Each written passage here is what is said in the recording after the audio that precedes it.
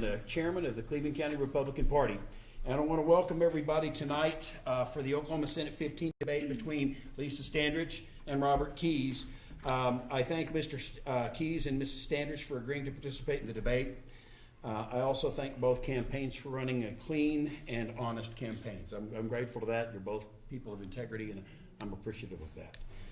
Thank you, Robert Castleberry, for agreeing to co-moderate our event. Thanks to Richard Tortorella. Thanks to Richard Tortorella, our county party treasurer, and the organizer, coordinator, and multitasker extraordinaire. He's responsible for this tonight, so I want to thank him. Everybody, please give him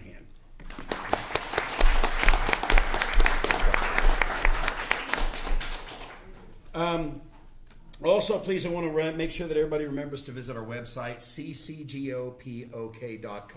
We've got a lot of things coming up, folks. We're going to need some desperate amount of help at our upcoming county fair. We've got a sign-in sheet on our website there. Please be willing to help out, and please make sure you guys get out to vote on this very important runoff election. Now, as with all gatherings, let us start off with our prayer. So everybody, please remove your hats and stand if you would, please, if you're capable of doing so. Father God, we thank you for the gift of our creation, for the liberties that only you provide, and that although our Constitution guarantees those rights, only you have blessed us with them, and we have to take the responsibility to defend them. Grant us the strength to do so, Heavenly Father. We ask that you continue to bless our nation. We also thank you for the gift of salvation through your only begotten Son, Jesus Christ. We ask you to bless this gathering. Bless the family of Fred Walden as we grieve this Norman icon's passing. We also pray for the American hostages still being held by the Palestinian terrorists. Bless these two candidates and bless everyone at this gathering this evening. May we all have a safe journey home after tonight. And may we forever seek your presence in all we do. We pray in the name of the Father, and the Son, and the Holy Spirit. Amen. Amen. Please remain standing as we salute our American flag. I pledge allegiance to the flag of the United States of America and to the republic for which it stands, one nation under God, indivisible, with liberty and justice for all. Thank you, everybody. And at this time, I will be surrendering to the Honorable Mr. Tortorella. Thank you. Thank you, sir. Thank you for that. Good evening, ladies and gentlemen. Welcome to the Cleveland County Republican debate between Robert Keyes and Lisa Standridge. I'm Richard Tortorella, and this is my co-moderator, Robert Castleberry. We're all honored to be here tonight, and we're also privileged to hear from both of these candidates. I like to use a quote by Ronald Reagan that he said that government's first duty is to protect the people, not run their lives. This principle should guide us in our discussion tonight as we explore how our candidates plan to balance governments with individual freedoms and responsibilities. Each campaign was emailed the rules of the debate tonight. 3 minutes for opening comments and closing comments, 2 minutes to answer each question, and if you're called by the other candidate, you have up to 1 minute for a rebuttal. I like to keep this a clean debate, no personal attacks, stick to the issues. We have questions that are coming in online. Our producer, Mr. Neptune over here up in front, can you do a sound check on the Facebook page? It's being streamed live to the Facebook and the YouTube channel, so drop your comments there. He'll get them to us. We've collected comments from the crowd today, so time permitting, we'll be asking those questions too. If there are any questions or concerns, you can raise your hands and get our attention. With that, we did a coin toss to see who would go first, and Lisa won the toss, and she goes first, and Robert will be the first one to close tonight. And with that, I turn it over to Robert Castleberry to ask the first question. Oh, I thought. Well, what? Opening introduction. Well, he'll do that. That's what he's going to do. So let him answer that. Go. Okay. I appreciate everybody coming out tonight. We'll have opening statements from Lisa Standridge first. Okay. Well, thank you. Thank you, everyone, for being here tonight. I see a lot of friendly faces, and for you in Facebook land, thank you. You can't hear me? No. You can't hear me? Okay.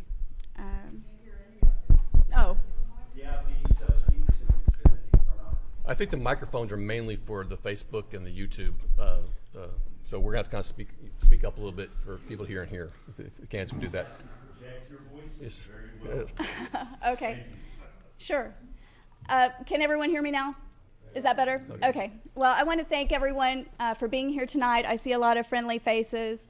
And for you in Facebook land, thank you for watching. Also, to the Cleveland County GOP, thank you for this event. It's a true testament to your hard work in providing informed voters, and that's something that's very, very important. So I am looking forward tonight because we can kind of get past the push card. There's only so much that you can put on there. And before we do that, I want to tell you a little bit about me. I was raised by wonderful parents. I have a brother and a sister, and my parents poured into me. And one of the lessons that they taught to me was to stick to your guns. And that has served me very well in my life. It's something that I teach my children as well. And it's a cornerstone, I believe, of being a conservative. And when I say I'm the conservative in the race, I'm the most conservative in the race, I want to define what that is for me, because clearly there's different definitions of being a conservative. So when I say I'm a conservative, these are the guns that I'm going to stick to. Number one, I'm a fiscal conservative. I don't like wasting money. I'm a social conservative. I'm someone who wants small government and low taxes. I believe that we as taxpayers can spend our tax money better than any government can. I am a proponent of law and order, and I expect that of others. I am a proponent of personal responsibility, and that's something that I try to teach my children and model to them as well. I think that we should fight to the death to prevent our personal freedoms, because if we do not have the right to bear arms or worship in the way that we want to, we might as well just hang it up.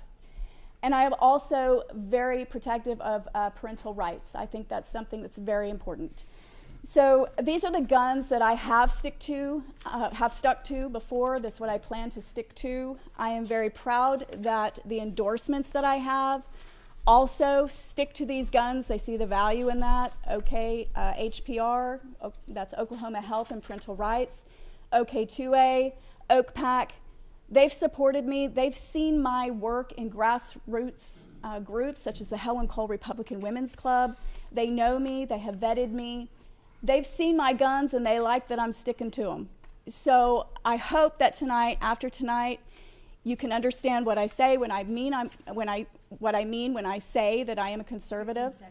And I hope that you will vote for me and send me up to the Capitol so you can just see exactly what I mean. Thank you. Thank you. Opening statement from Mr. Keys. You bet. I don't think I need to introduce myself. I think everybody's here because they know who I am. It's kind of funny because a year ago, most of you didn't know who I was. The polls showed that I had less than 2% name recognition compared to the other side at 86%. So I started from a deficit to say. Well, I'm sitting here today because of credentials, my credentials, not somebody else's credentials. When we talk about being conservative, and most conservative, there's not one thing that was listed thus far that I don't stand for. However, I do stand for way beyond this endorsement. I'm not here with anybody's endorsement. I've gotten received endorsements along the way, but I've not pushed them. I've not taken checks. I've actually got pictures of me shredding checks, thanking people for that. I'm here to represent Senate District 15, nobody else. We have a problem in our state. I suspect nobody in this room is happy with what's going on at the Capitol, and particularly at the Senate. We have such a division in our own party. We've allowed a fight to look like a schoolyard, and we're acting like we need to send SWAT team members up there when all we need is somebody to go up there to be a hostage negotiator. We're being held hostage at the Capitol because of this fight. I've had both sides reach out to me and ask me what side I'm going to be on, and every time I go on his side and Senate District 15 side. I'm not joining sides. I'm not being elected to join a side. If you want to elect somebody to join a side, well, just tell them what side to join and see if they'll agree. I'm not that guy. If you're wanting somebody to go up there and pick a side, then I get it. Don't vote for me. But if you want someone to pull everybody together and get things done, I'm your guy. And I've got a history of doing that on every single board I serve on within the state or association. I have the ability, been blessed with a gift where I came from absolutely nothing. And through hard work, solid conservative Christian values where I go to the Lord on every movement in big pictures with my wife, we have been able to build a nice empire for our family. But guess what? We don't use it for our family. We use it for you. We use it for the community. I am worth millions of dollars. I did it the hard way, but I give it back at a high rate. If you knew the number of kids that are going to different colleges throughout the United States. Thank you.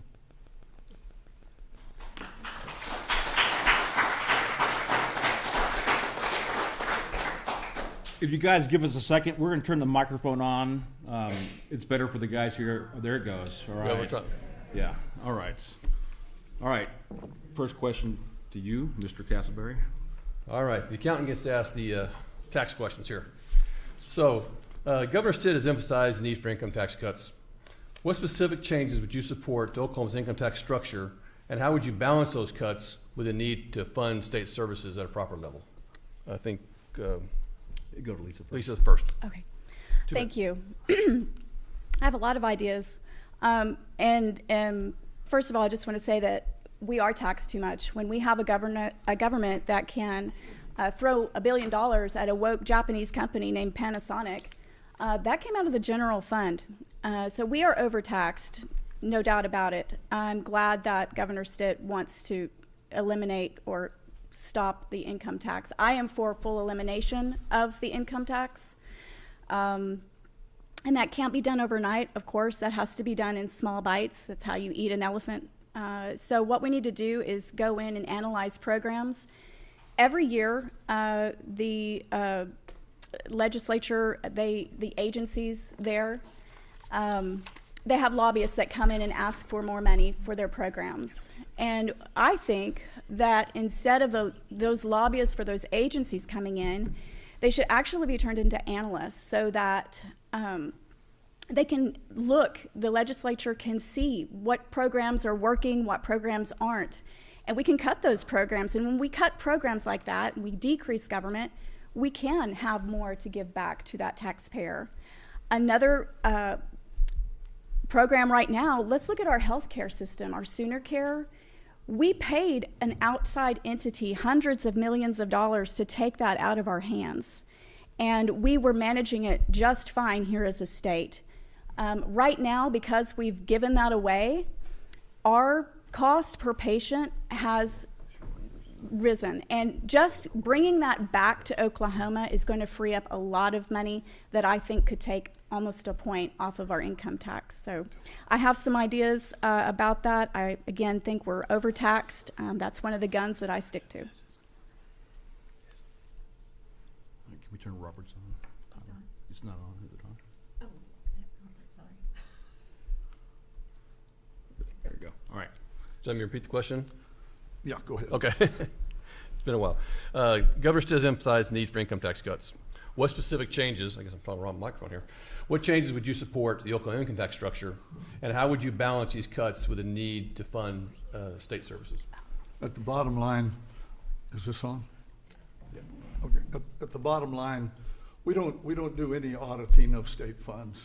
We do a check reconciliation, just like you do on your monthly check balances. The fact is, we need to do a full comprehensive auditing of the state.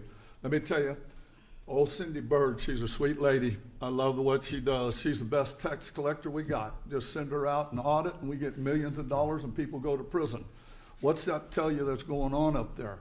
The moment we start doing this in an effective way, I'm going to tell you, if I have to be part of paying to put this to the vote of the people, I will do this.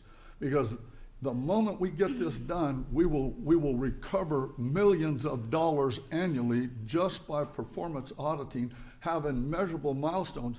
Did you know there's been a push that has been resisted up there that some Senate members would love to see us do on every appropriations bill, a measurable cost analysis. I was involved with a bill that was up at the Capitol for Oklahoma State this past year, a request for $2 million for higher education. There was no ask of how it was going to be used, who it was going to be used, and how long it was going to be used. It was just simply yes or no.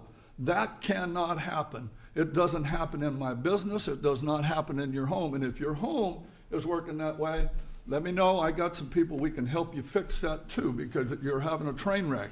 The same things that apply at home have to apply up there at the Capitol. I promise you, this is your key link to fixing taxes. We do that, we can do away with state income tax. Oklahoma is a wealthy state. It's poorly managed. We need to quit managing it by those who are doing it for self-interest. I am walking away from everything I do to step up to this plate. I am donating, I am giving to the state. I am not receiving. I will be a servant of the state. Thank you. Lisa, 1 minute rebuttal. Thank you. Just respectfully, our House, our governor, both wanted income tax reductions this last session. Our Senate did not, and clearly that was the leadership that did not want it. Instead, they gave us a grocery tax. So when you say you don't want to pick a side, you probably want to maybe back that up, because there are two sides up there. There's a side that is rhino infested, and then there's a side that are true conservatives. So I would like to put it on record right now. I am the side that would have voted for a dip in the state income tax rather than a grocery tax. Can I rebuttal? Yep. Yes. 1 minute, sir. I'm going to take one subject at a time, and I'm going to choose what's best for the state. I'm not going to choose what's best for somebody in the Capitol. Thank you. All right, thank you. The next question, what specific policies would you advocate to attract business to District 15 and create jobs? And that question goes to Mr. Keyes. Oh, I love that question, Rashar. Thank you. There is a problem we have in the state of Oklahoma. I watch this all the time. We try to recruit businesses to come in here and exploit labor forces. We give them huge tax advantages, and they don't have a commitment one. Let me ask you, just like, you know, I'm with you, Lisa, on the Panasonic, you know, the woke, we don't even know half the problems that would happen with that coming in. But when we look at the amount of money that we send out of the state based on recruiting somebody to come in, let me ask you this, where do you think Harold Hamm's profits go? Oklahoma. Where do you think Robert Keyes' profits go? Oklahoma. But when we're recruiting all these businesses to come here, where do you think their profits are going?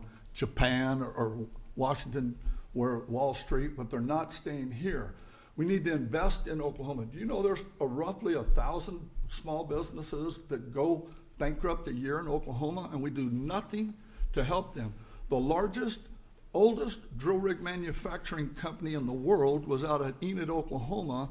We could have helped them turn that very easily into an employee-owned company that would have not cost us anything, that would have continued the tax revenue. But right now, the state of Oklahoma is trying to find some company from out of state to give tax credits to come in and put those people back to work, 130 people. We're going around it wrong. There's things we can do in the small contracting business. I'm a general contractor. I had to learn the hard way to get there. But there's things we can do to make sure Oklahoma-based businesses get the advantage over out-of-state businesses. There's a litany of things that we can do right here that the state government can handle of turning Oklahoma's economy around. Again, we are a wealthy state, just poorly managed. Thank you. Same question to you. Would you like me to repeat it? Please. What specific policies would you advocate to attract business to District 15 and create jobs? Thank you. Well, definitely Oklahoma District 15 is set up for a boon. We're a wonderful, Cleveland County is a wonderful place for people to come and work and live. And Oklahoma in and of itself is the crossroads of America, and so we need to capitalize on that. But there's a lot of reasons why corporations may not come here. It's all the good that's happening in Oklahoma. There's the corporations may think so, but those darn corporate planners, they want to see things. They want to see the proof in the pudding. And so I think we should look to see what other states are doing, like Tennessee. They are similar to Oklahoma. They're landlocked. They're energy-producing states. And let's just look and see what they're doing. Number one, they have school choice. And I think that's a big thing that they have. We've kind of stuck a toe in that. We need to go a little bit further with that. They have their roads and infrastructure. They're just better than ours. They have no personal income tax. That would be a big thing for a planner to realize when they're going to make sure that their employees are going to stay here and not look to go anywhere else in any other state for any other job. Also, their property tax levels are smaller. So there's a list that we can start on as a state to bring jobs here. And trust me, I would love to work on that list. Thank you. Thank you, Lisa. Robert? Any rebuttal? I'm good. Okay, next we'll expand on the education that you brought up here. So Oklahoma recently passed the Oklahoma Parental Choice Tax Credit Act, providing tax credits for private and homeschooling education. Mm-hmm. What are your views on the effectiveness of this policy, and how would you address any gaps in the accessibility of the lower income families? Well, I think that's a wonderful thing that's been passed. Having parental rights is one of the guns that I stick to. I am all for school choice. We cannot turn our eye on public schools, though, because they're still going to be around. And in Cleveland County, we have wonderful public schools. But we need to make sure that they are funded properly, that teachers are paid accordingly, and that they have the autonomy to teach. The thing that I see as far as funding, I don't really think there's any gap. The parental choice credit was given to everyone to apply for. So I think that this is the first little, like I said, dip a toe into school choice. I think it was successful. I think that if a parent has a choice in where their child is going to go to school, that child is going to be a better student because that parent's going to be involved. So I think we need to maybe focus more on getting rid of the noise in education. And what I mean by that is the pornography, the indoctrination, everything that shouldn't be in a school has kept our eye off the ball as far as educating students and preparing them for jobs that haven't even been invented yet. So I think that Oklahoma, we have wonderful students, wonderful teachers. We just need to get them together, remove that noise, and we'll be cooking with gas. Okay, Mr. Keys? Get me go or ask her a question? Answer the question. You got 2 minutes to answer the question. Okay, you got it. I'm all for school choice. It's going to become a blessing in my family's life. We've experienced the failure of IEP in public school for one of a grandson, and we actually found a school that school choice, before school choice came, Grandma and Grandpa made school choice, and we wrote the bill. We're still writing it. But ultimately, it's only a part of what needs to be done. We need to realize, it may work good here in Norman or over here on the west side where people, 2 families, high income, and they can transport their kids. But we have a plethora in our district, and I've been out in that area. I've been in rural Oklahoma talking to families about this. They can't get their kids to school without a school bus. They rely on the school system to feed their kids. And so, although I support the program of the school voucher, I'm 100% behind it. The problem we have with the legislature and every single thing that has been done over the past few years is we do something for grandstanding to get some ideas and push it out there. For instance, I'm pretty mad about this one when I found out about that we went in and we took genderqueer out of the school. I don't have a problem. It needs to come out. I agree with that. But when those people who got on the news and walked right past the teachers telling them that the pornography was in the classroom on their cell phones and computers, and it was pure porn. And they don't say a word about that? We don't hear about that on the news? Is that not a problem to you? Those legislators, those individuals who went and grabbed that book, their first right was to protect the kids up front, not go into a library that they call a museum that the book had never been opened. It was dust on it. It was a sealed book. But they did nothing. We go halfway at the state. Time. Thank We- you. Lisa, any rebuttal? I will just say, you know, whether the book's been open or not, it shouldn't be there, period. I agree. Again, there are legislators up there, they're rhinos, they've been paid, they don't see any problem with the books up there. They don't even hear bills to get pornography out of schools. So again, I want it noted that I am on the side of taking those out. The student is first. That's the noise in schools we should not even allow. It should not even be there. So you can bet on me to stand strong on that issue. Thank you, Lisa. Next question, and this goes to Robert. There was recent discussion over the past year about driver's license for undocumented immigrants. Do you support or oppose legislation that would allow undocumented immigrants to obtain driver's licenses in Oklahoma? How do you believe this policy would impact public safety and the economy? You know, that question is a bizarre one because they're here illegally. They have no need, we have no business of giving anybody a driver's license. But the fact is, where the problem is broken is we don't issue them. We have a law that doesn't allow that. But they can go to California and get a license, and now they're driving here legally in Oklahoma. We passed a bill, and it's a pretty good bill. I don't have a problem with that bill that got passed to say, this is another example of the legislature only doing half of their job. Has anybody in this room read that bill besides me? I've read it multiple times. There's some good things in there, okay? But guess what? Do the number. If the police officers, and ask your sheriff in whatever county you want, ask your local police chief, do they have the money to enforce this? No, they don't. They can't, this arrest and detain. We pass a bill and we say, oh, and we get on the news and we make all this noise about, we did this, we passed this bill, that now we don't have any plan for paying for it. So if you go back to 2007 when we passed the first bill, which never went anywhere, about E-Verify, because we do not finish the bill.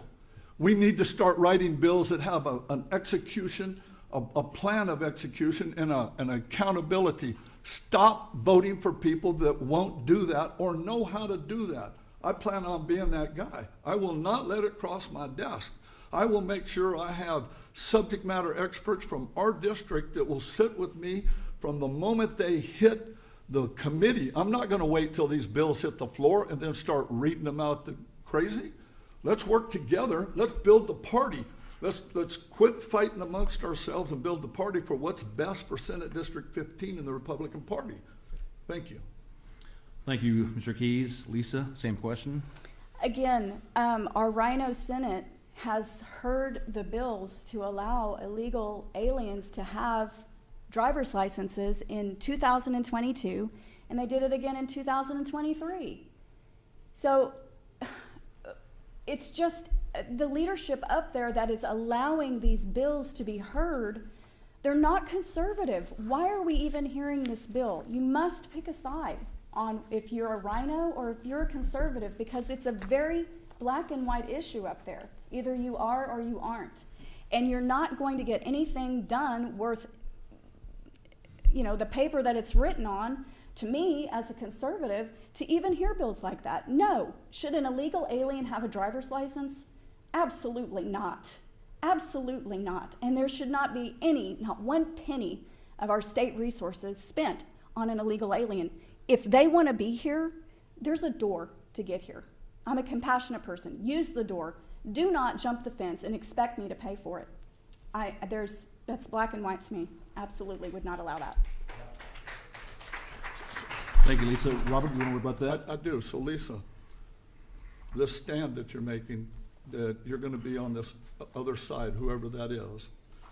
So how are you gonna have an effect up there if you can't get a bill because you're on that side? When I stand with the other conservatives, and they will be outnumbered, I'm not gonna collapse like a cheap lawn chair and sell my soul and sell what I think and not stick to my guns just to let somebody have their bill heard in the committee or on the floor.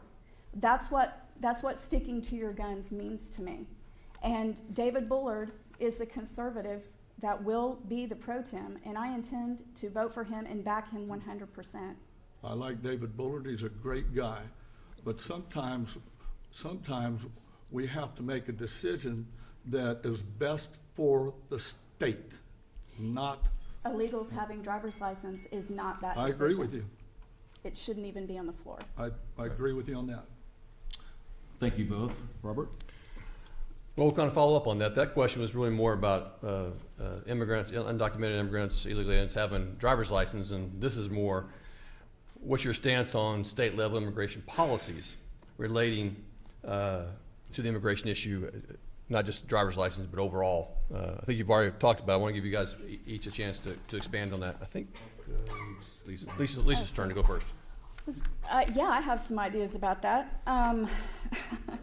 I would like to create legislation to disallow cities to call themselves or behave like sanctuary cities. I mean, that's something I think we should have already probably had on the books. And again, I think it should be lawful and legislation written and passed that would not allow one single penny of our state resources to go to an illegal alien. That is from education all the way to healthcare. It's wrong. It's wrong. It's just a slap in the face to taxpayers to even ask them that. And I will say this, if we are blessed as a nation to have Donald Trump as our president again, and he uses the federal government to remove illegal aliens out of our country, you can bet that I will be the first one in the Senate to back him on that, and I will move heaven and earth to make sure that that's done. That is something I will not compromise on, absolutely will not compromise on. You got another minute? But you covered it. Okay.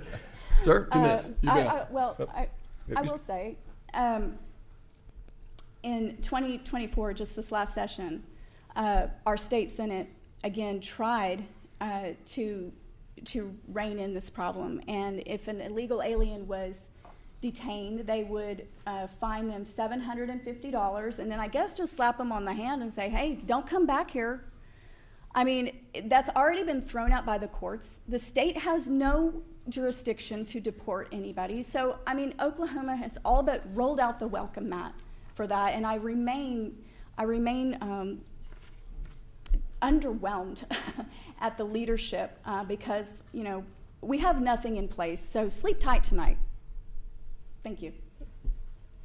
Ms. Keys, 2 minutes. You bet. On November 22nd, I took 3 members of the House of Representatives in my personal plane and flew to Del Rio, Texas.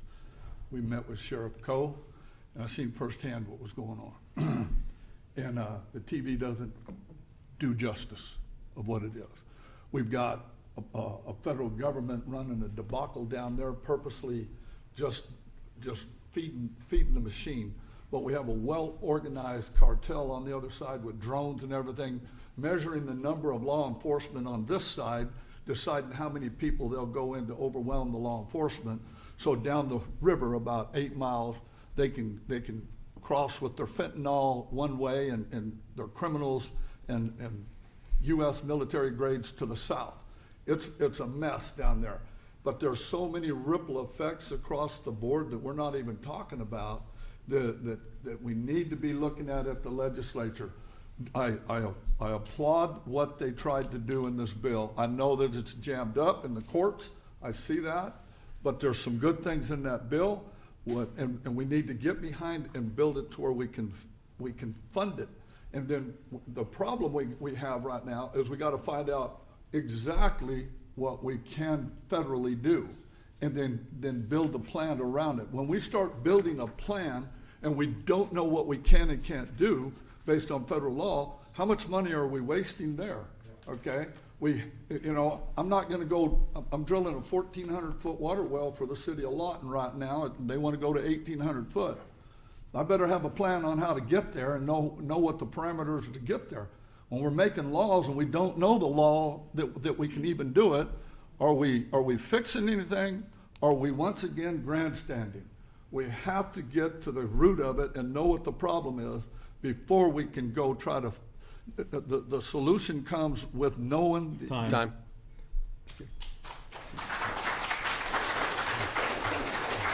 Thank you. Lisa, do you have any rebuttal? And remember, rebuttals need to be to what somebody else said, not continuation of your first deal. So let's try and. Got it. Okay. I just want you to know then, Robert, that last bill was a rhino bill, and that like I said, they don't even know what they can and cannot do. So it's important that you understand what the conservatives want to do, and you're going to have to pick a side. That's where a negotiator No. understands what the frailty is, and he makes sure outside of the Senate they know. The problem we have when we're talking about this rhino versus conservative, and I'm so conservative I wear suspenders with a belt. Don't ever say that you're more conservative than me. You can't spell it well enough to do that. Okay, let's make sure we're clear on that. But the fact is that if you don't learn how to negotiate and get common ground to move the needle, all you're going to do is continue fighting. It's like in a bad marriage when you sit there and continue to fight, you don't find that middle, you're not going to make it. I've been married to that little girl 45 years in May, and we've had our bumps before, and I haven't always had to suck up to her and say, yes, ma'am, okay? There's been plenty of times that we met in the middle, or I pulled it and she went, but it's a negotiation. When we fail to negotiate, we fail to protect Oklahoma. Time. Thank you. I will not.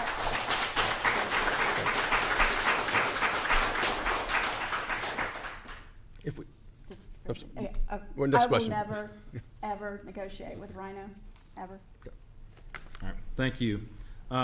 This next question is from a viewer, Alex Torvey, and it goes to Robert Keyes. As we've seen in the last years, the increasing growth of the state's bureaucracy affects the everyday Oklahomans and small businesses.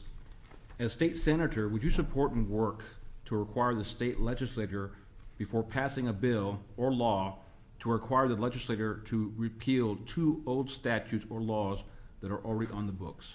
This goes to you.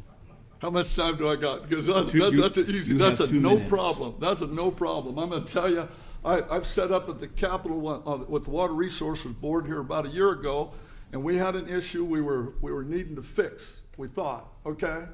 And we came up with the solution, and it was a great solution, and I had the wisdom to tell the board to say, before we go pushing this at the legislature, let's get the brainiacs, meaning the legal beagles, let's go research and see where we can attach this to if there's something similar. About 2 weeks later, I get a phone call. I actually have an email. I'd love to show it to you that says, hey, Mr. Keyes, in our research, we found that bill has already been there since 1972. Nobody was enforcing it, okay? Would I be happy about that? You better believe it. We need to clean up the records, and we need to know what our laws are. All right, same question to you, Lisa. You want me to repeat it? Please. Yeah, this is a viewer question. As we've seen in the last few years, the increasing growth of the state's bureaucracy affecting regular, everyday Oklahomans and small businesses. As a state senator, would you support and work to require the state legislature to, before passing a bill or law, require them to repeal 2 old statutes or laws that are already on the books? Well, certainly if they're not applicable anymore, yes. Absolutely. All right, easy. Mr. Keyes, do you want to rebut that or have a follow-up question or statement? We're about her. Oh, you bet I do. Just what she said on this Right, answer. on it being applicable. Okay, if it was a pharmacy bill and there was nothing you can find applicable, would you not find something medical somewhere else? My commitment is to find the rotten bills and get rid of them. Right, sure. They're, yeah, if the bills aren't affecting anything or they're outdated, then sure, we shouldn't be hashing that around anymore. All right, you still have time. You Oh, expand on that. yeah, if the bills are not applicable, if they're old, if they're outdated, or they don't apply, then certainly, yes, we should update the laws that we abide by, absolutely, yeah. All right, thank you, Lisa. All right, this is Robert, right? Yes. This is Robert first. We'll talk a little bit of education and some school funding here. What are your proposals for enhancing school safety and improving literacy rates in Oklahoma public schools? The best way to enhance public safety is to have public safety officers there, have well-trained people there, and fund it. Now, make no mistake, when we talk about that, everybody's hair stands on edge and they go, oh, we don't have the money. But I'm gonna tell you something. I visited with most every school board superintendent, and guess what? They're pretty good guys, and they open their books up and they let me look at the finances. And did you know, out of the $9,300 a year per student that we give to the school, they are required to buy liability insurance for the buildings, And that equates to about $600 per student a year. And we're calling that public education, okay? That should be a state responsibility, not a district. Matter of fact, as I went around and I proposed this plan with each one of them, I got to Millerino. It's a funny story. He's a big, tall Italian guy. Turns out he's Sicilian, and my grandma had always said, don't ever marry a filthy Sicilian. And I told him that, and he said, well, don't worry, we're not getting married. So, but ultimately, as I rolled out how to go to a self-funding program, a self-insurance program, and go from $600 to $200, he goes, Mr. Keys, the plan's already there. It's been done on districts. This is not a new deal. This is something that we need to be doing across the state. If the state will do that simple thing, we will see more than $200 million appropriated back into the classroom for our students. Again, poor management. We're wealthy, just poorly managed. It's an easy fix. Thank you. Lisa? Would you repeat the question? You betcha. What are your proposals for enhancing school safety and improving literacy rates in Oklahoma's public schools? Okay. I'll take the literacy rates first, Alex. First of all, we get the best teachers in there, and we keep them there with merit pay. It's very simple, I think. Another thing we need to do is get rid of the noise that's in our school, and I've mentioned that before.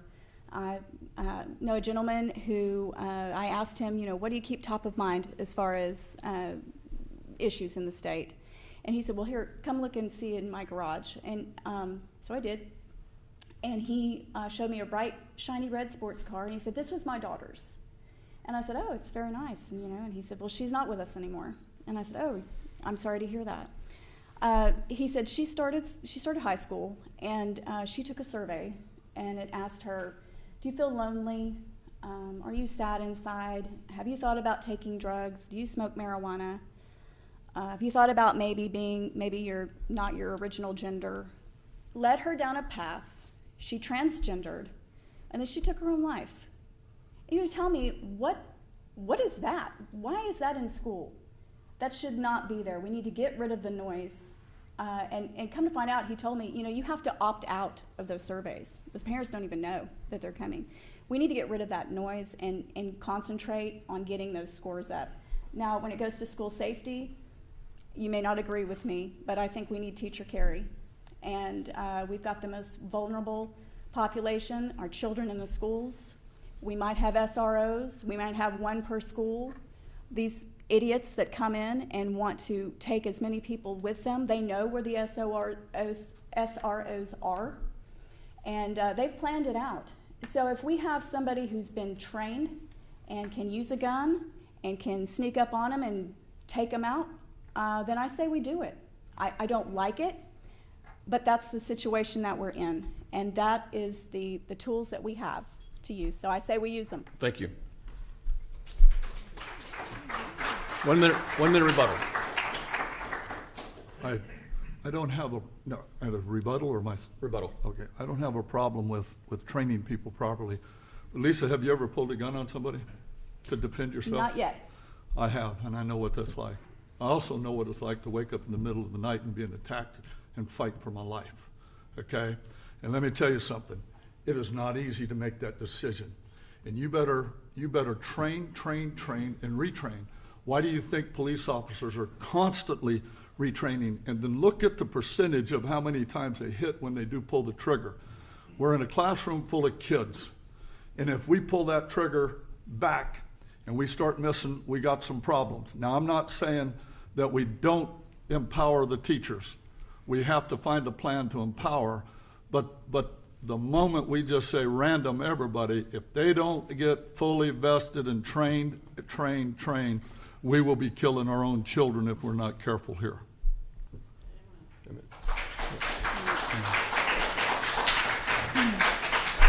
I don't agree with that. 1 minute rebuttal. Okay, yeah. I don't agree with that. I think that with training, we can do just fine.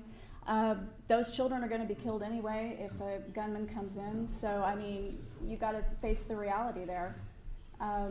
We need to have, even if we did, do teacher carry, just the fact of someone knowing somebody in the school, yes, there's an SRO, but there's teachers in here that are armed. You think they're going to think twice before they come in and try and pull that? I think so. All right, am I live? Yeah.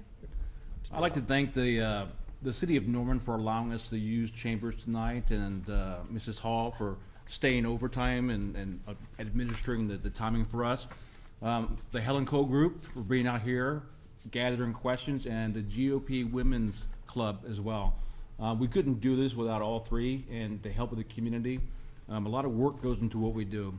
The next question goes to Mrs. Standridge. I'm going to redirect back to the Senate. The Senate Pro Tem's duties include acting as a traffic cop for bills that need to be assigned to a committee. We've seen the process corrupted by leadership, denying certain legislators the opportunity to have none of their bills assigned to committee. To ensure fairness, would you commit to working with the Senate Pro Tem to create unification within the Senate and allow all bills to be assigned to a committee? Mrs. Standridge. Yes, well, certainly not all bills should reach committee. There are some bills that, they're rhino bills. It's a hard choice, I'm sure, for the pro tem to decide which bills should be heard and which not. Definitely, you don't want competing or repeating bills, so once you weed those out. I think that the pro tem does have some kind of little jurisdiction that they can make sure, that the bills that they find important are heard. So they are going to have a little bit of play as to what is actually presented. And so I think that is why it's extremely important to make sure that you support a pro tem who is conservative and does not have rhino tendencies. Thank you, Lisa.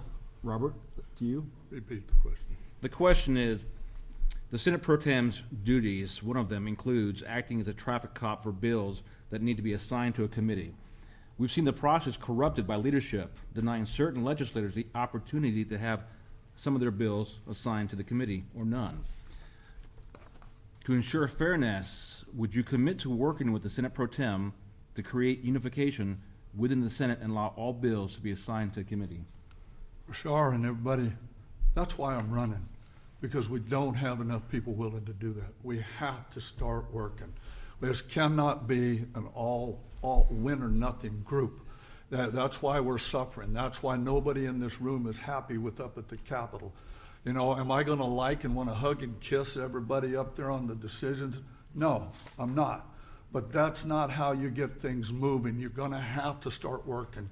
If you're going to label, are we saying that there was absolutely zero good this year because the leadership was rhinos? Or were there a couple things that were good? Somehow good came out of it. But if we create this division so wide that we can't keep pushing and get better or larger capacity of good. We're just letting one side push us aside. We have to stand up. I don't know if you've ever been on the persecution or the negative side in life of losing. In order to win, you're going to have to take a step back every now and then. Just watch OU, especially with us in the SEC. There's many times they're going to go back 10 yards, but the next play is going to get them 20. When we say that we can only go forward and not negotiate at all, we're hurting Oklahoma. I won't hurt you. I promise you. Lisa? The reason nothing is getting done conservatively in Oklahoma is because of our Senate Rhino leadership. So, I mean, you can try and get along with that, but I think that's quite Pollyanna. You have to pick a side, and I pick the conservative side always. Thank you. Robert, you want to rebut that? Are you good? I'll just repeat, I am conservative, and I'm not going to negotiate on moral principles. But when it comes to moving and protecting you, the citizens that I'm asking to vote for me, I'm in your camp, and I'll be a lion of the Lord doing that. Thank you. Thank you, Mr. Dees. To you. Okay, so this is for Robert first. As far as road and bridge improvements go, how would you prioritize and fund necessary infrastructure improvements in the district? I'm not talking about the turnpike. We'll get to that later. That's a separate question. Ultimately, that's a real funny question. As I was recently, about 2 months ago, I was at a meeting with Norman Business Association, and a group came in, and they shared with us that they had been reaching out since we signed the contract with OU signed the contract with the SEC, that they coming into Norman, that when home games happen in the Big 12, on an average income per weekend is around $10 to $12 million comes to that community. And so they've been explaining to us when we do this SEC, it's about $40 million. And I'm at the last minute hearing this, we had 30 days, they were saying, to be able to make a decision. I don't think the decision happened, but there was a process that could have happened right here in Norman to hold most of that $40 million here. There was a group that had a plan to do that, but because nobody went to action, nobody from the state, the city, government, we're not looking what's right in front of us. Most of that money is going to go to Oklahoma City down in Bricktown. We have to start looking directly here of what infrastructure needs are. And I'm going to tell you, I'm going to jump on water. Chris Mattingly is going to love me because we got an aging infrastructure out there. Not only do we have an aging, we have some new chemicals that have been identified by the EPA. And again, they've identified it. They said the MCLs, these are the cleanups, but nobody's come up with a funding plan. So here we got dirty water to say, and they say you got to clean it up and no money to do it. We have to start talking about money. We have to start auditing to turn this around to where we can appropriate the money where it needs to go.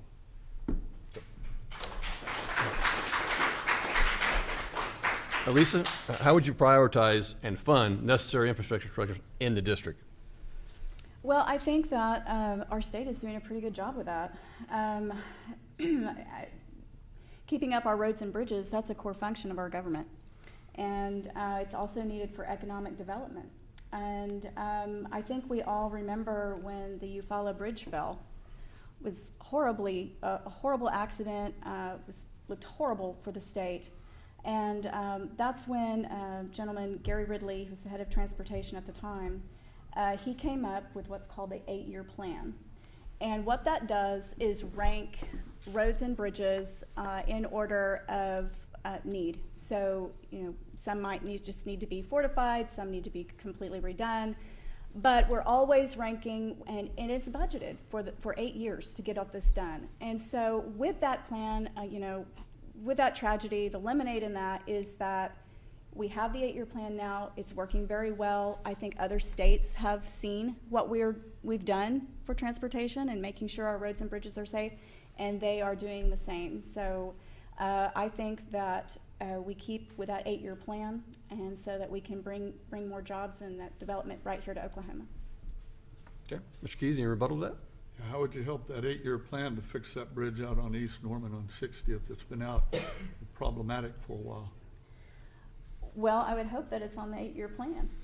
If it's not, I'd love to tell them about it. They're constantly reviewing what needs to be on there, so if that needs attention, then definitely we need to reach out and make sure it's on there. When we look at our district, I drove them all, especially knocking. We got a whole lot of roads and bridges that are problematic that the current senator's not taking care of. That is for the Department of Transportation. Definitely, as a senator, if there was a problem with your road or bridge, I would want to know about that so that I could take care of that, absolutely. I know, on 35, there was a horrible accident with a gentleman that he was merging off of Highway 9 onto 35, and there were not any safety guards there. I think that, putting a safety guard there, that's definitely, if that came to my attention, that's an example of what I could do. Good time. I will add, just for context, that particular project is a city-funded project that's waiting on federal funding. But the emphasis is that we need to find funding for bridges, roads, so. Yeah, thank you for that. This goes to Mrs. Standridge. What would be your signature policy goal if you were elected to serve District 15?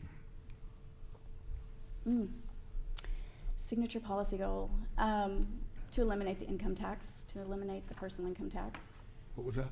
to eliminate the income tax. Is it, you could, on the That would list? be the first one.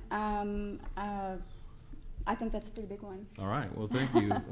Mr. Keys, same question. What would be your signature policy goal if you are elected to serve District 15? First policy goal is that of auditing. We need to do comprehensive auditing.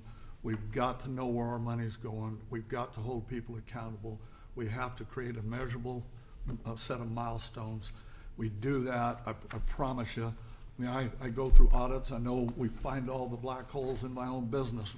We make Wall Street go through auditing to prove that they're using our money right. When we get money from the federal government, we have to do a full audit. When we take our state taxes, we do not do an audit with our own money. Everybody else makes us audit to them. That needs to take place. In the end, not only will we be able to eliminate the state income tax, we will be able to reverse the load on many things, and particularly like ad valorem tax and stuff will change that as well. Thank you. All right. Lisa, you want to rebut that? Signature to me means, signature, See, one thing. it's like, it could be many things, you know. Okay. Well, the main thing you make. Yeah. Well, I would like to shore up Oklahoma as far as illegal immigration goes. I would thought like to this was a see- rebuttal. Yeah. Oh. Well, Well, in this particular question, it's probably not a rebuttal. It's like, what's your signature deal? What's your signature? Oh, So- okay. so- Okay. My apologies. it's good. okay. No, it's okay. So you want to answer that, or are you? Give me a rebuttal to his signature policy.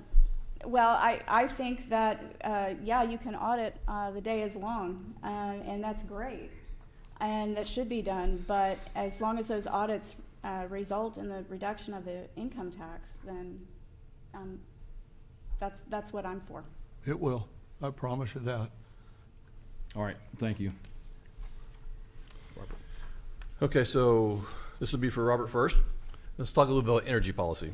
What is your stance on the balance between energy development, including oil and gas and renewables and solars, and environmental protections in Oklahoma, which might include water? So this. That's a rigged question. Okay, in my business, we've managed to grow a pretty significant and pretty important business in Oklahoma. There's 5 active refineries in the state, and we have MSAs, master service agreements, with 4 of those, and we provide the service to be the buffer to be getting them in compliance with the EPA and the DEQ and the corporation when it comes to groundwater, soil and groundwater. Most of what I do, unlike what most people think, I do not drill shallow little private domestic wells. That's not my world. We drill big giant water wells for cities, and we clean up. 90% of what we do is we're making sure you get clean water. And so in refineries, that's what we do. If we have over 200 gas station clients that have had leaks, that's what we do. We clean it up, we get them in compliance. And so what I will do as a senator, well, I will work on the bad laws that we have right now at the DEQ, and particularly that is not protecting groundwater, that is actually creating more problems, and most of those problems are rippling into small businesses right here in our district. We have 12 small businesses right over on Sooner Avenue, just north of Indian Hills, A1 Heat and Air. You see my signs there. The reason they have my signs is because I've been working 1 year of fighting the DEQ, and guess what? We're winning. They put rules in that has nothing to do with science and engineering. Somebody hatched an egg, and they've finally admitted that they're not even following science and engineering to protect the community. They're creating stuff that is damaging. And so what I will do is, as a senator, I will take that experience of more than 40 years of experience in drilling in the groundwater industry to protect the groundwater of Oklahoma, our natural Time. resource. Okay. Can you repeat it? You need me to repeat the question? No, Okay. no, that's fine. You know, absolutely, our environment is important, and there are policies and procedures that have been established so that we can protect our environment, and that's fine. I am happy to say that in Oklahoma, our oil and gas industry is our past and our present and our future. And we must make sure that those resources are obtained safely and that they keep our groundwater and our natural resources intact. So I don't really have any skin in the game in that, except that I want everything that we drink, that Oklahoma's a beautiful state. I'd like to keep it that way. I believe that DEQ is there for a reason. I think that they have policies in place already to protect us, and I don't work against the DEQ, so I really don't have any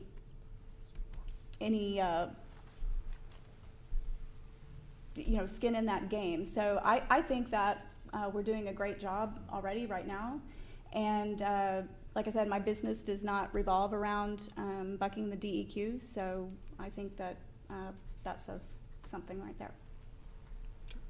Mr. Keys, 1 minute rebuttal, if you want.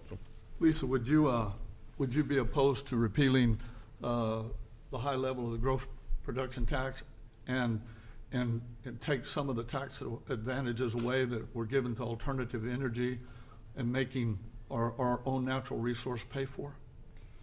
I think that we should be looking at the gross production tax right now. I think it might be a little too high. We want to keep that competitive because we want oil and gas, natural gas here.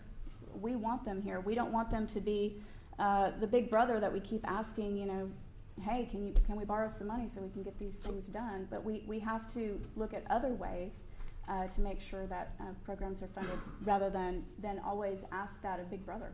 So what would you do different than has been done the past couple of years with the current senator in helping the oil and gas industry to be strong?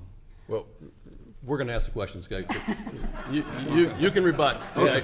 Okay. All right. All right, that was enlightening. This next question goes to Mrs. Standridge. I want to circle back on the state income tax. How would you ensure fiscal responsibility and address budget shortfalls without compromising essential services if we were to eliminate the state income tax? Well, we touched on that a little bit I know. before. Again, we're overtaxed. I think that we are spending so much money in healthcare. We had a perfect system right here in Oklahoma. It was working well. It was our Medicaid, our Sooner Care patients. They were being very well taken care of. For some reason, and you know, campaign debt is a real thing, we asked an entity in California, hey, take this, and you guys run this, and they did, and we paid, Oklahoma paid hundreds of millions of dollars to do that, and they did it. And what is California doing now? They're still relying on our agencies to make sure that the contract is managed, so that nothing was shrunk there. What they're doing is they're ratcheting costs down. They're hurting people that are relying on these services, and they're costing the state of Oklahoma more per patient than when we were doing it. So I met a lady that she has a daughter she's adult disabled, and she was doing just fine on her Sooner Care. And but right now, there is not a doctor in Norman that will take Sooner Care insurance or managed health care insurance now for her doctor. There's not one in Norman. So if her doctor or if her daughter gets a mystery rash or a sore throat or something like that, there's no doctor for her to take her to here. She has to take her to the emergency room. And that is not saving money at all. That is like a sinking ship. And if we pull the plug on that right now, we jerk that back and put it in Oklahoma and run it ourselves, we will make a lot of money and save money. It's really not so much sometimes what you make, it's what you can save. Thank you, Mrs. Standridge. Same question to you, Mr. Keyes. One more time. The question is, going back to the state, or eliminating the state income tax, how would you ensure fiscal responsibility and address any budget shortfalls without compromising essential services? We're going to jump back to the auditing side up front, okay? Before we cut the tax, we have to know how to cut the tax. And so appropriations, if we create appropriations that are not just a blanket, here's how much money you get. We watch this over and over again. I think we have an audit going on right now here locally on a county level that this is one of those that there was a backfire on. If we manage it up front, then the less problems we have on the back side of it. Now, when it comes to these managed care things from out of state of what we have going on there, those absolutely, I understand where you come from on Lisa, but the fact is, we're not doing anything to change that. We're just talking about it right here. And the fact is, money doesn't know where money goes. Only people do if they're paying attention. And so if you want to stop these budget shortfalls, get involved up front. Don't wait till the end. Lisa, you want to rebut? This managed Medicaid sell-off or giveaway, that was, in my opinion, a rhino type situation. Run amok, again, campaign debt is a real thing. You had rhino senators that were paid off to vote for that. And so that's the root of that right there. Can I rebuttal? Yes. So in that, in a rebuttal, can I ask a question? Because ultimately, how come that hasn't happened yet? How come the current senator hasn't done that, and what makes you think you can and he can't? How are you better than him? How am I better than? The current senator, because you're saying you're going to be able to go do that, and it's been supposed to be done, and it hasn't been done. So how are you going to do that? It hasn't been done because of the leadership. That's what they want. The leadership, the rhino leadership, wanted this for Oklahoma. And why? Again, I'll say it, campaign debt is a real thing. They wouldn't allow anything else. And with new leadership comes new views and fresh ideas, especially when it comes to managed care. So a new pro tem, I believe, in David Bullard is going to help get that back from California and put it to Oklahoma. And if I have to write the bill, I will. Okay, so it only works if Bullard wins. So all your It's eggs gonna are in be one easier. basket because you're not It's going to going to be a lot negotiate. easier. It's going to be a lot easier, Robert. All right. This is kind of a two-part question. I'm gonna ask the first part, and Rashar's gonna ask the second part. Recently, the Oklahoma Supreme Court has ruled that the OTA has the authority to build roads kind of if they want to. What do you think, as far as the OTA has it overreached, and what can you do as a legislator to stop it or reform the OTA?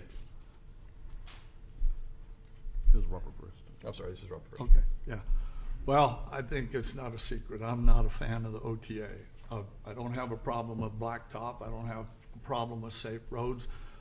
None of that. My problem is, why are we paying 2 to 3 times as much per mile to put in? Why are we having a complete separate entity that almost looks like a dark money pack? If you don't believe me, go try to do an open records request on anything over there, okay? We need to do away with the OTA, bottom line. You know, if we're worried about doing it overnight, I mean, give me a break. Which one of you guys would own 1,000 acres and need to go buy a new $100,000 tractor and would have to feel like you gotta mortgage your whole farm, put it up as collateral for that one tractor? There's nobody gonna do that. We're doing that right here. We're acting like we have to encumber all of those roads, and the only reason we're doing that is so we can tell you we can't make them free. And so, I mean, there's a way to balance this out one step at a time. My end result was I want to see OTA go away.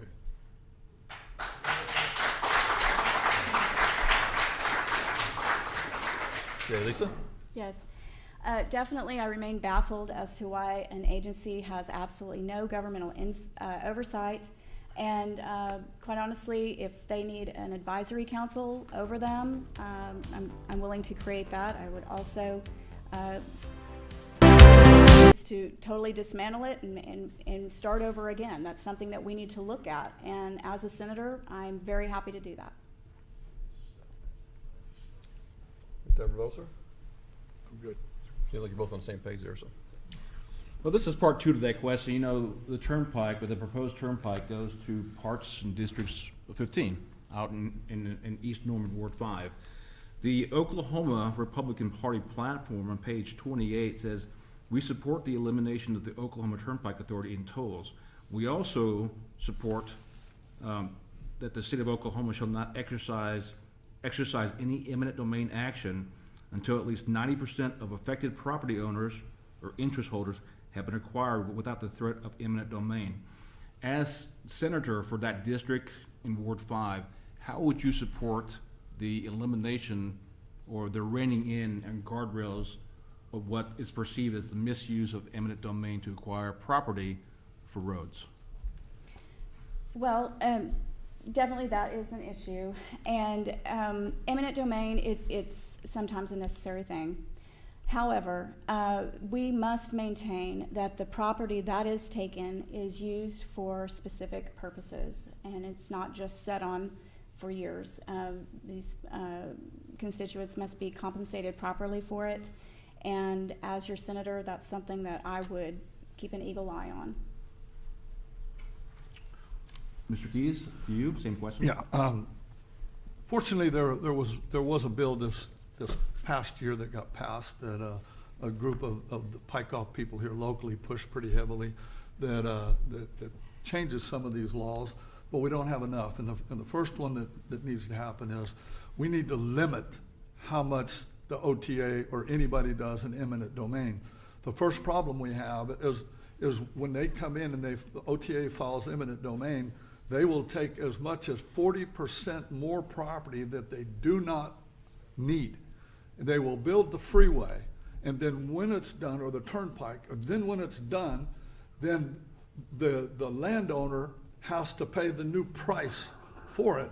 They finally they didn't even have a first right of refusal to get their land back.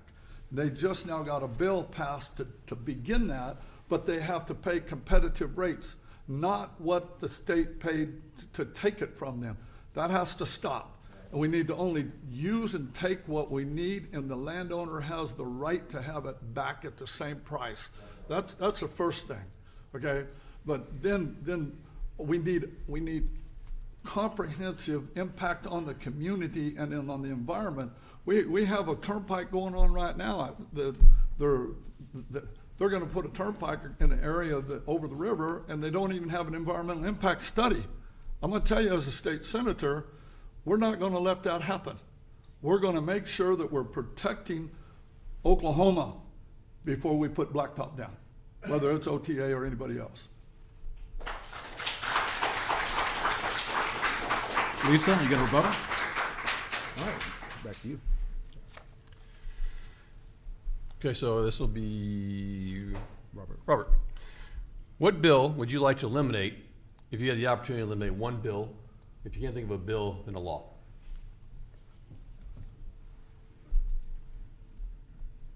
You got me there. Okay. You know, Well, there's a lot of different laws. Most of the laws that I would deal with are gonna center over at the Corporation Commission or the DEQ. And I'm gonna tell you, as I visited with the DEQ, there's 100 of them last December that they, in my arguments with them, that they coughed up on their side and admitted to 100 of those rules or laws that are wrong and need to be fixed. And so my expertise, I'm gonna jump in and I'm gonna clean up and I'm gonna protect our groundwater. And there's a whole lot of stuff that needs to be done to do that.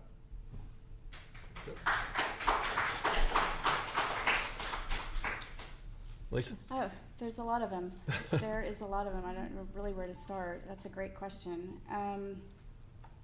I would probably say any law that restricts personal freedoms. I would want to abolish that, and that's from having to wear a seatbelt in the car.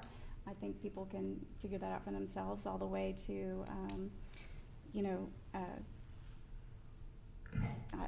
I don't know, anything that would restrict a personal liberty. I would abolish that immediately. Okay. Probably not something to rebut since it's what you guys would do, so. Yeah, I agree. This is a question from the audience, and this goes to Mrs. Standridge.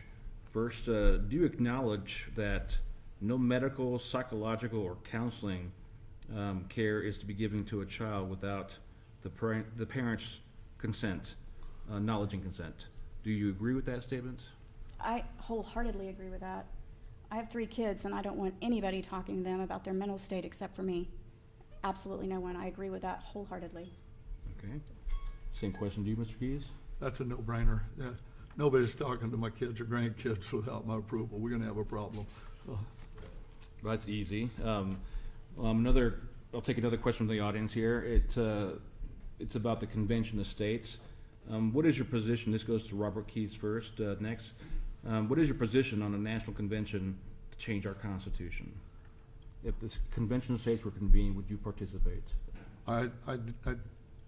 No.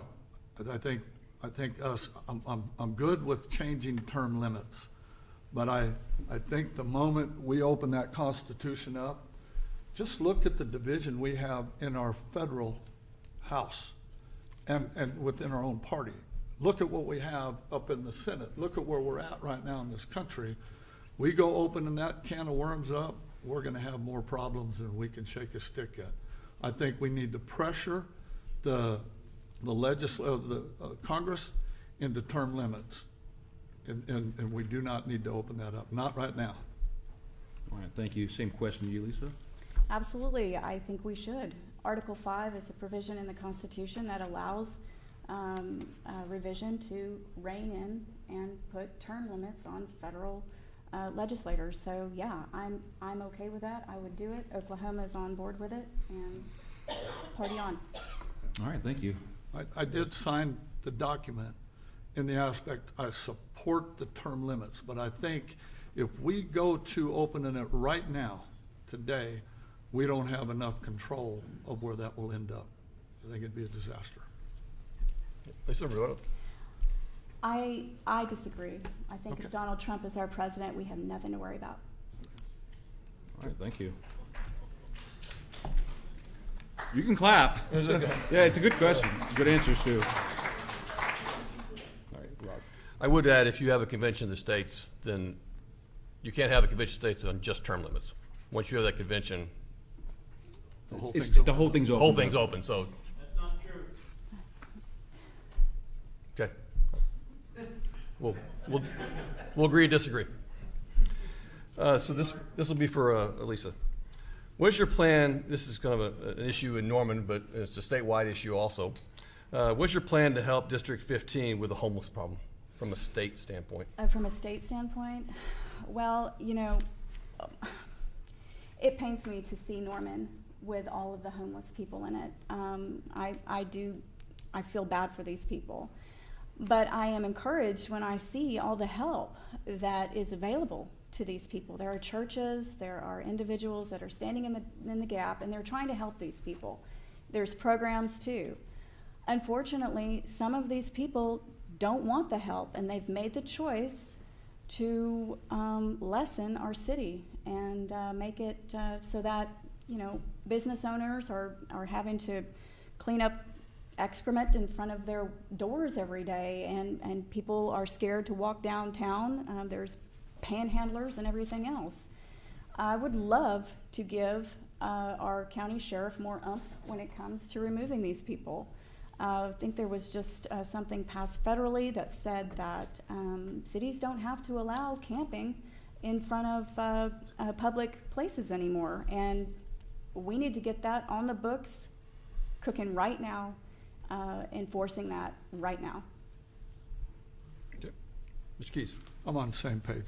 I think not only should we empower, but we should expect law enforcement to have full authority to take and enforce the law and remove people that are violating those policies. I am very compassionate. I've done an ample amount of work of helping people who have been displaced and distressed in life, whether with mental illness or not. And so I'm not saying that we kick everybody to the curb, but I am saying that we are a community that we have to protect, and sometimes it's protecting it from the homeless. Now, sometimes, unfortunately, it may be some other people that we got to protect that are against the homeless. So don't misinterpret what I'm saying here. But what we do need to do is we need to, from a state level, identify what we can do in the aspect of homelessness. The fact is, the Senate can't really do a whole lot for the city of Norman in legislation. Rebuttal? Actually, the Senate can. Okay. They can impart laws to, like I said, give our county sheriffs more power to put these people and get them off the street and put them in prison or wherever they need to be, so that we can live safely here. There's a lot that the Senate can do with regards to that. I'm good with doing it if the legislature has the authority. Okay, yeah. All right. All right, the next question, who's it go to this time? Is it This would be to Lisa. Mrs. Standridge? Criminal justice and sentencing reforms. With the recent push for reforms in Oklahoma's criminal justice system, such as adjustments to the expungement process and the overhaul of sentencing structures, what specific changes would you support to balance accountability and rehabilitation? Well, you know, definitely criminal justice reform. You know, nobody wants to see someone innocent charged with a crime, and I am of the proponent, you know, that the punishment must fit the crime. But I'm always going to stand with the victim, always. Criminal justice reform to me is it sounds good, but it's a slippery slope, especially when you look at what's been done under the guise of criminal justice reform in California. For example, if somebody in California steals something that's less than $1,000, they can't even be arrested. And so what does that look like for Norman, Oklahoma? Let's say that you're out on a day like today mowing your front yard, and it's hot, so you go in the house for a sip of Tang, and you come back, and somebody's taking your lawnmower, and you see them. I mean, it's textbook. You can describe what they're wearing. You know the truck. You've got the tag number. You call the police department. They come by. Sorry, I guess you should have got a more expensive mower. You know, it's $850. Oh, sorry. There's nothing we can do. I will never be okay with that. Also, under the same guise in California, they are actually paying stipends to known criminals to stay out of trouble. I mean, I do not want this. I know you don't either. So I think we have to be really careful when it comes to criminal justice reform, because I will never, ever agree to let anybody California my Oklahoma or San Francisco my Norman. Thank you, Lisa. Robert, same question. I don't have a lot of compassion on crime, period. My dad was a retired prison guard, Arizona State Penitentiary. He retired 20-something years ago. Unfortunately, he would walk across the yard, and there were guys I went to school with that would come up and ask my dad how my brother and I were doing. So there were plenty that went to school with that their scholarship was the Arizona State Penitentiary. And the common thread that I have seen my whole life with a lot of crime is generational. It's a generational problem. And so Texas has created something here a few years ago that they managed to do, that they've been able to tear down 9 basically prisons because they are doing something different. They're taking the difference between violent crimes and then those that are drug-related crimes, and they're creating programs to try to do a diversionary tactic to try to put them on a different path. The sooner we start doing that with people, the earlier we start that, the better the outcome is. Oklahoma, if we don't start talking about criminal justice, you realize we're in the top 3 of amount of people incarcerated in prison here. We're one of the top in the country, I think even in the world, of incarcerating women. Are we saying that we're just raising a bunch of criminals?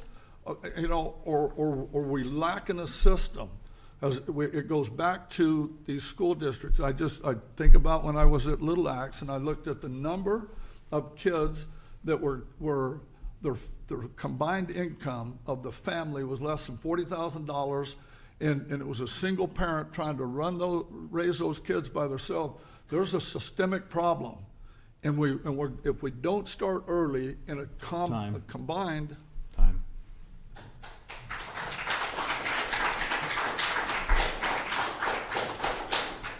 Lisa, 1 minute to rebut. Everybody has a cross to bear. Everybody has a sob story. Don't tread on me because you have mommy issues. You do the crime, you do the time.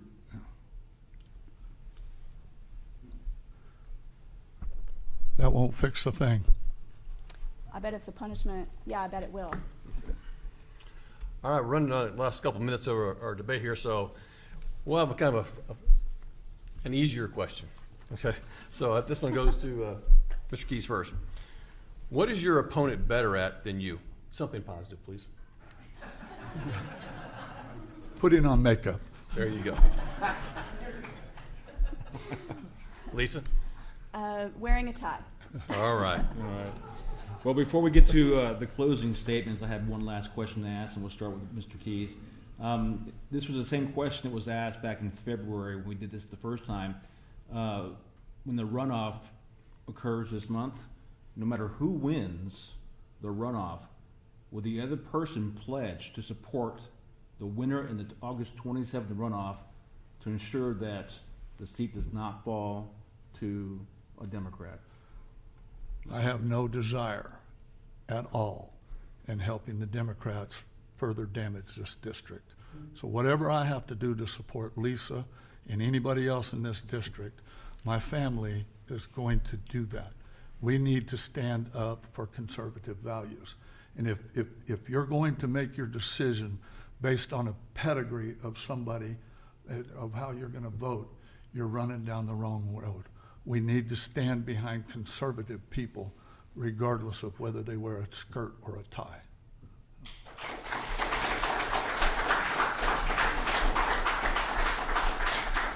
Same question. Yes, certainly. I do not want any more rhinos or Democrats in office. We cannot have that. So I would be very,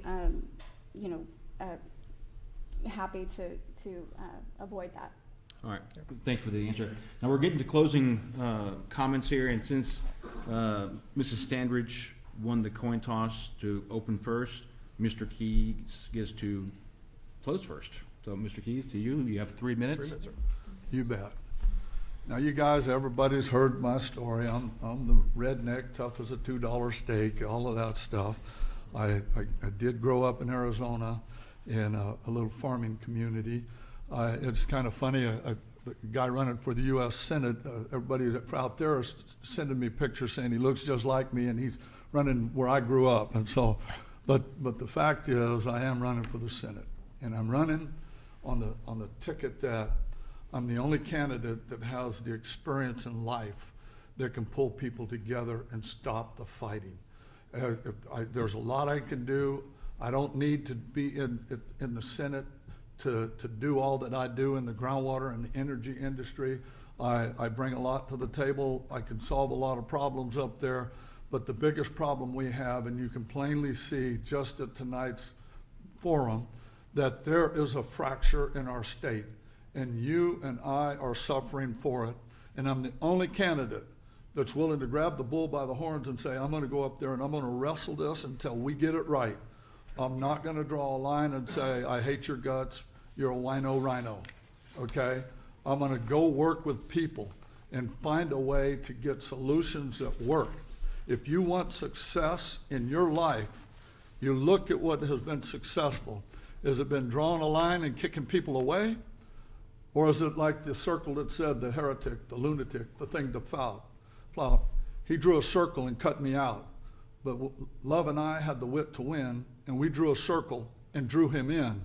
It's time we start finding ways to draw that circle and pull people in, not push them out. We want to talk on conservative values. Let's talk about Jesus Christ and live them. And if we do that, we won't draw those lines. We will find ways to pull them in. I promise you, my job is to go to the Senate and draw that circle and pull those people in. I promise you that. Thank you.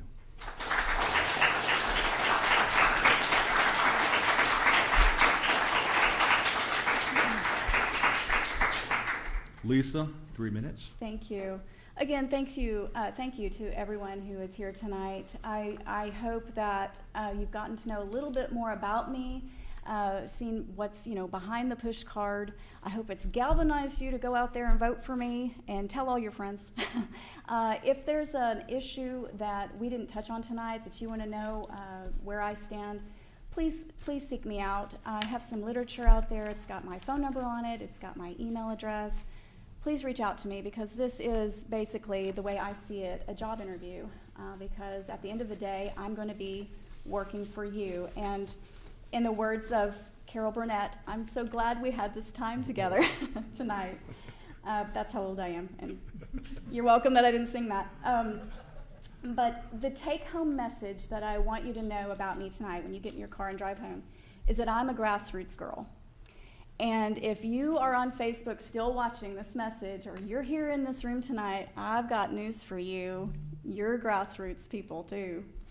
And you know that this is where the work gets done, in grassroots. And I know that because I am grassroots. I've been grassroots for 15 plus years. I started as a member of the Helen Cole Republican Women's Club and the Cleveland County Republican Women's Club. I moved up to secretary and president of that club, and I loved what I did. We got behind conservative issues. We studied them. We got behind conservative candidates. We promoted them. We got them elected. Sometimes we didn't always win. I was very proud to be in that grassroots moment of Unite Norman. What a wonderful group of patriots that saw something that needed to be fixed, and it was egregious in what happened. And they came together and they got it done. I was very proud to be a part of that. I involved my children in that because of just the awfulness and the crazy of what was happening. So we grassroots people, we know how to get things done. And with that kind of knowledge, and taking that to the Senate, I think is a wonderful advantage. My endorsements are grassroots led.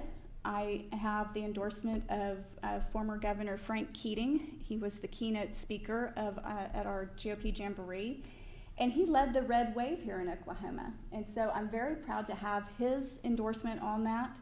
I've had luxury of being and seeing the Rhino show that's been our state senate, and I know that it cannot stop. I mean, it cannot go on. It has to stop. We cannot be Pollyanna and circle them all in. They're not gonna. That's not how it works. You have to dig your heels in the sand and stand for something, and I intend to do that.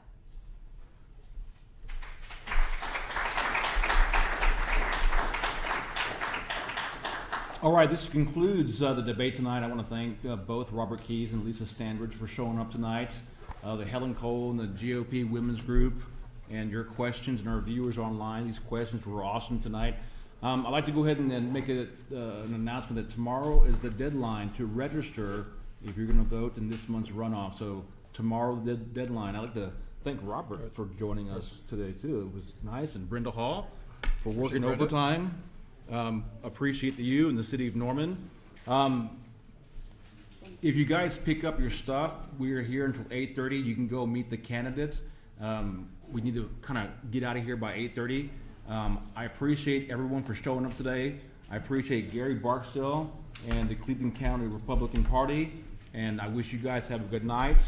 And we'll talk to you soon. We'll see you. Thank you.